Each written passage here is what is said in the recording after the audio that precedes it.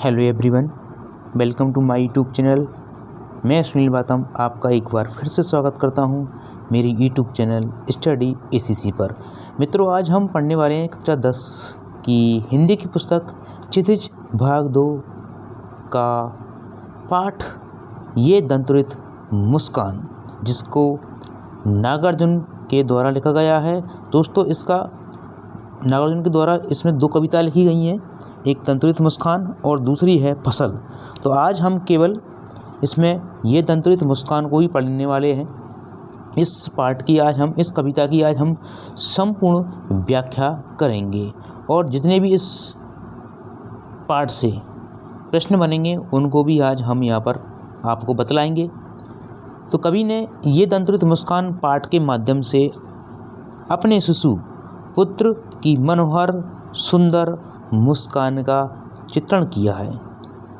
कवि कहता है, ये दंतुरित मुस्कान मृतकों में भी डाल देगी जान। धूली दूसर तुम्हारी ये गात, छोड़ कर ताला मेरी झोंपड़ी में खिल रहे जलजात। परस पाकर तुम्हारा ही प्राण पिघल कर जल बन जाएगा, होगा कठिन पाषाण। तो कवि अपने शिशु पुत्र की नए नए दांतों वाली मुस्कान को देखकर भाव विभोर हो रहा है और वह कहता है कि हे शिशु, तुम्हारी ये दंतुरित मुस्कान मृतकों में भी डाल देगी जान। तुम्हारी ये दंतुरित मुस्कान मुर्दों में अर्थात मृत सजीवों में भी जान डाल सकती है, मरे हुए व्यक्ति में भी जान डाल सकती है। धूली दूसर तुम्हारे ये गात, आगे कवि कहते हैं कि तुम्हारे धूल से सने हुए ये गात, ये शरीर अंग को देखकर तो मानो ऐसा लगता है जैसे कि जलजात मतलब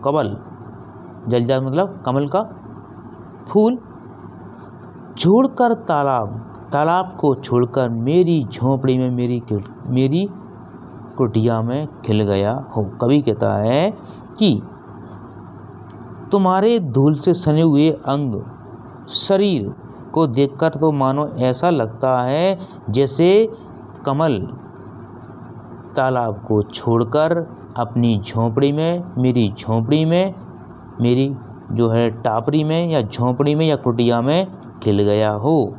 आगे देखिए, परस पाकर तुम्हारा ही प्राण पिघलकर जल बन जाएगा कठिन पाषाण। आगे कवि कहता है कि तुम्हारा स्पर्श इतना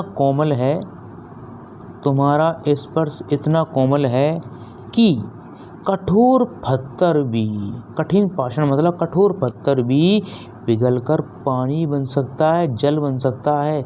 अर्थात कवि ये कहना चाहता है कि कठोर हृदय वाला मनुष्य भी उसकी मुस्कान को यदि देख ले, शिशु की मुस्कान को देख ले, तो वो उसका मन भी, उसका हृदय भी पिघल सकता है। Okay, next.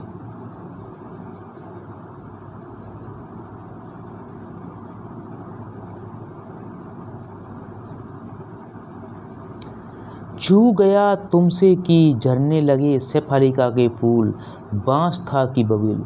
आगे कवि कह रहा है कि तुम्हें छूते ही मुझे शेफालिका के फूलों जैसी कोमलता का अनुभव हो रहा है। तुम्हें छूते ही मुझे शेफालिका के फूलों जैसी कोमलता का अनुभव हो रहा है। बांस था कि बबूल, कवि कह रहा है कि मैं तो बांस और बबूल के समान नीरस और कैसा था, कटीला व्यक्ति था, किंतु तुम्हारे इस जादू भरे स्पर्श ने मुझे फूलों जैसी मृदुता और सरसता से भर दिया है। आगे देखिए, तुम मुझे पाए नहीं पहचान, देखते ही रहोगे अनिमिष। आगे कवि कहता है कि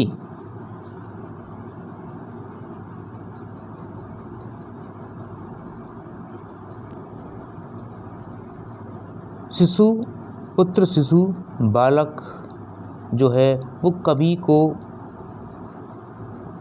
पहचान नहीं पा रहा है, इसलिए देखते ही रहोगे अन्वेष, इसलिए वह उसे बिना पलके झुकाए टकटकी लगाए देख रहा है। कवि उसे पहचान नहीं पा रहा है, इसलिए वह उसे बिना पलके झुकाए लगातार देख रहा है। थक गए हो, आंखें लूं फिर। आगे कवि कहते हैं कि कवि मतलब कवि सोच रहा है,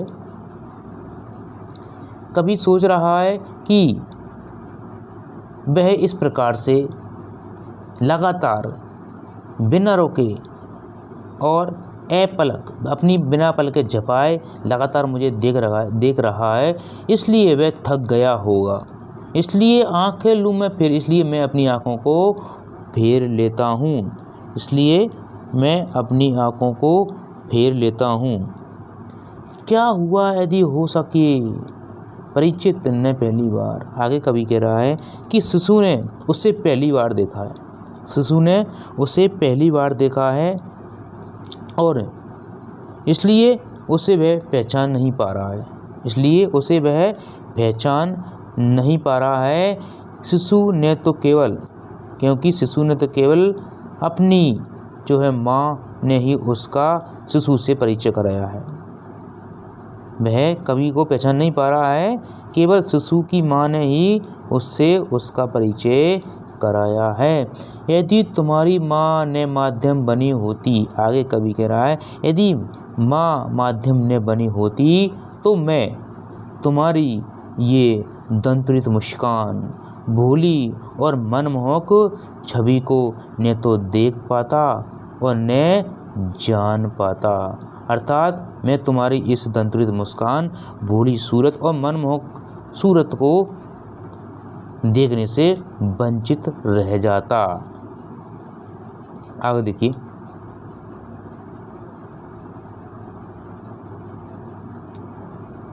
धन्य तुम हो, तुम माँ भी तुम्हारी धन्य है, चिर प्रवासी मैं इतर मैं अन्य। इस अतिथि से प्रिय तुम्हारा क्या रहा संपर्क, उंगलियों की माँ कराती रही है मधुपर्क। देखते हो तुम इधर कनकी माँ और उदी और होती जब भी आंखें चार। आगे कवि कह रहा है कि तुम्हारी माँ और मैं, तुम और तुम्हारी माँ।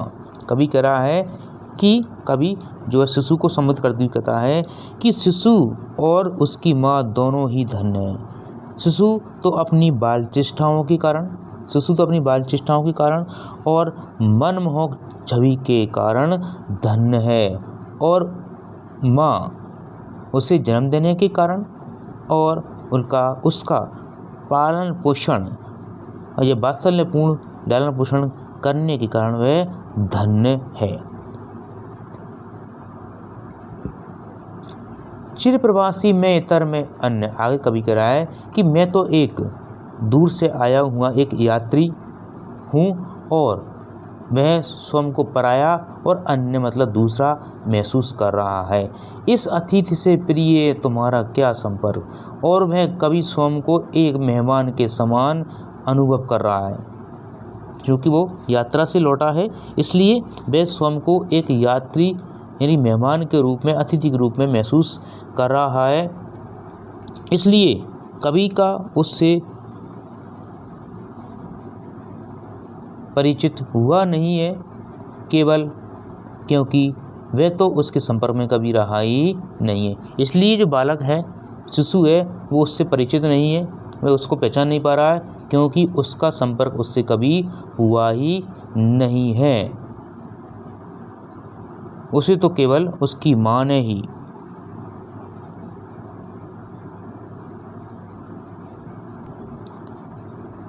पालन पोषण किया है,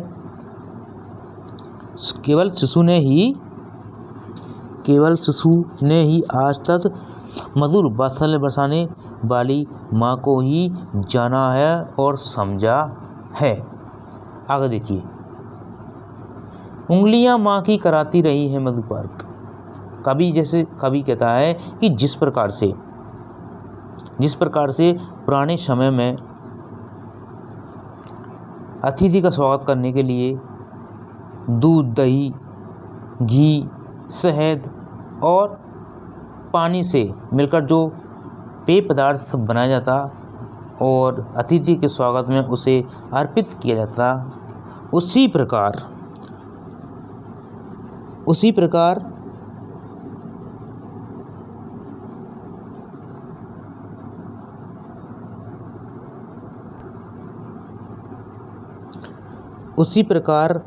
माँ के द्वारा ही मधुर वात्सल्य भाव से शिशु का लालन पालन किया है, पालन पोषण किया है। आगे देखिए, देखते हो तुम इधर कनखी मार और होती जब की आंखें चार। आगे कवि कह रहा है कि जब भी तुम मुझे तिरछी निगाहों से, तिरछी दृष्टि से देखते हो और अपना मुंह फेर लेते हो, किंतु जब मेरी और तुम्हारी आंखें चार होती हैं अर्थात परस्पर मिलती हैं, तो तुम्हारी ये दंतरुत मुस्कान मुझे लगती बड़ी छविमान, तो तुम्हारी ये दंतरुत मुस्कान मुझे बहुत ही सुंदर लगती है।